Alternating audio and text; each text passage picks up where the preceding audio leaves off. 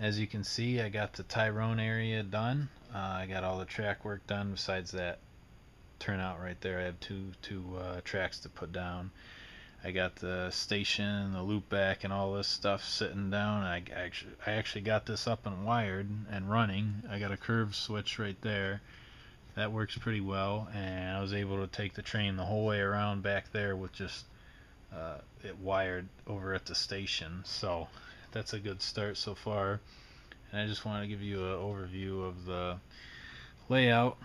Obviously, this is the paper mill. Boxcars full of paper will come out. Chemical tank cars will go in along with coal cars for the power, because it was powered by coal.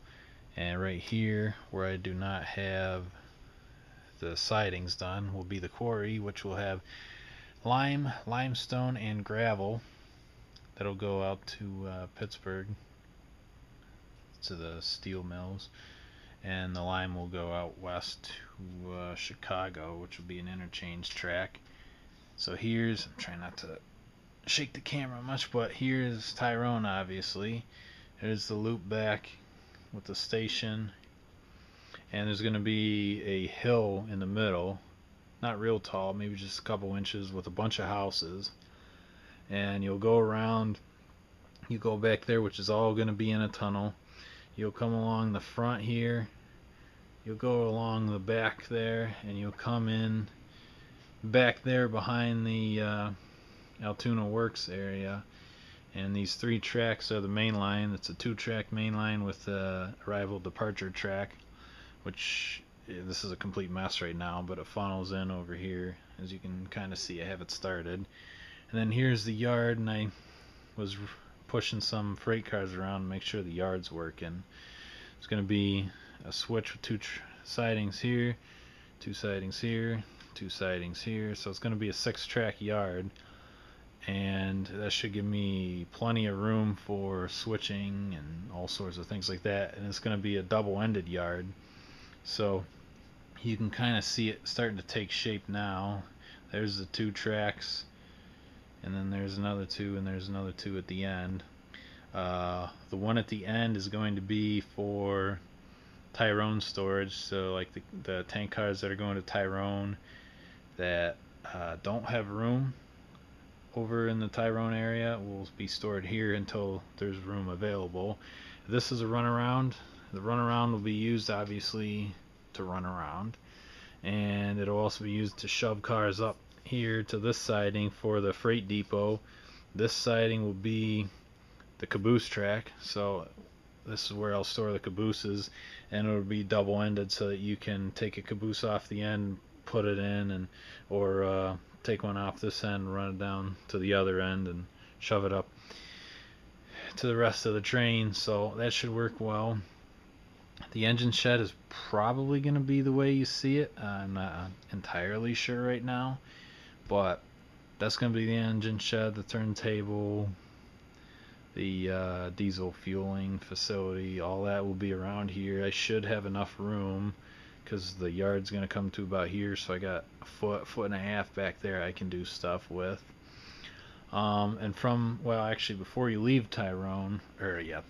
Altoona, back here, back behind the freezer, there's going to be a 3-track staging yard for Enola, because Altoona's in the middle of the layout and Enola's in the east, Pittsburgh's in the west, so everything gets switched out at Altoona, so there'll be kind of 2 staging yards with Altoona in the middle.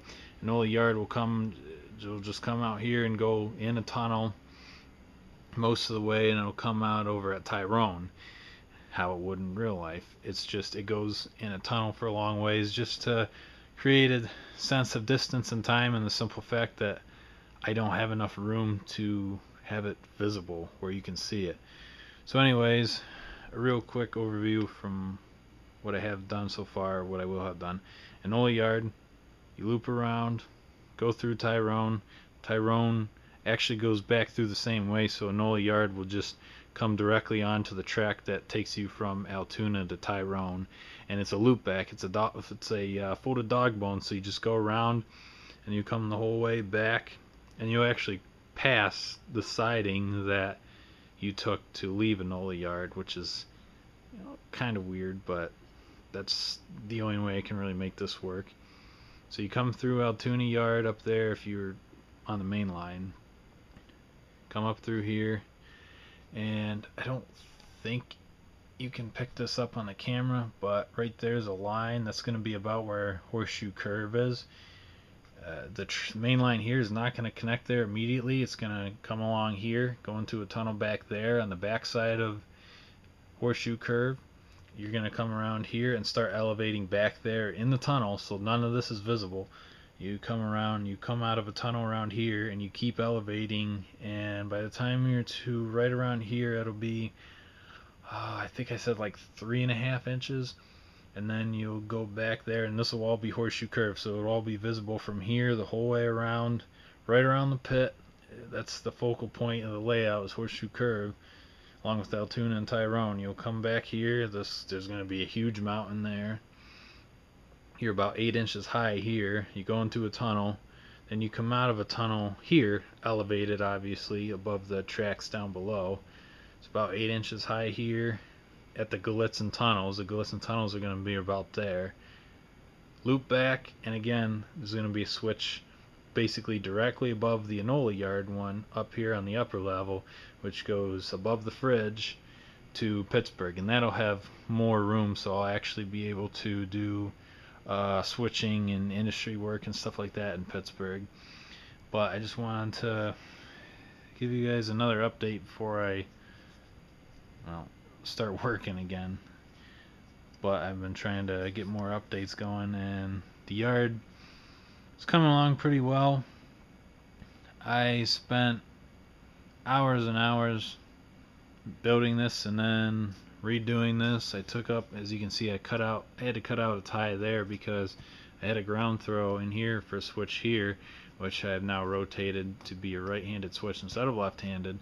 So there's just a whole lot of mind changing going on, but now this is staying the way it is, so I have this idea 100% down.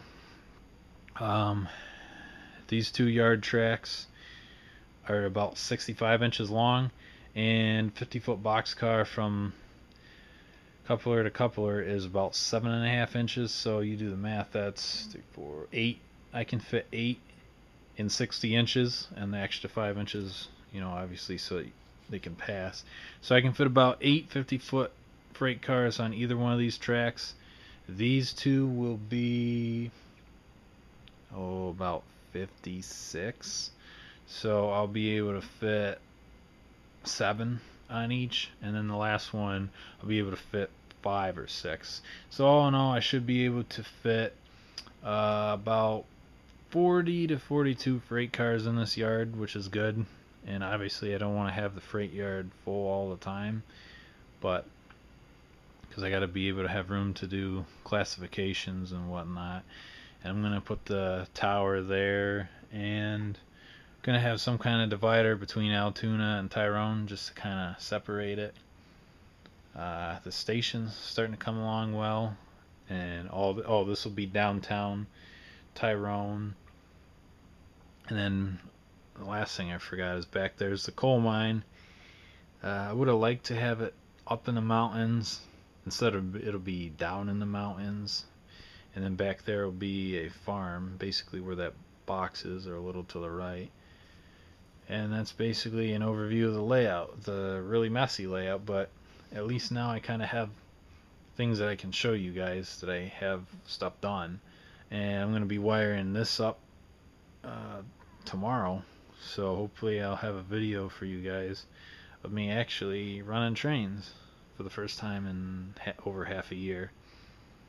But this has been the most recent video, and I hope to have another one out sometime this week. I'm not sure when. I got a lot of stuff to do, but that's an overview of the layout, and it's coming along nicely.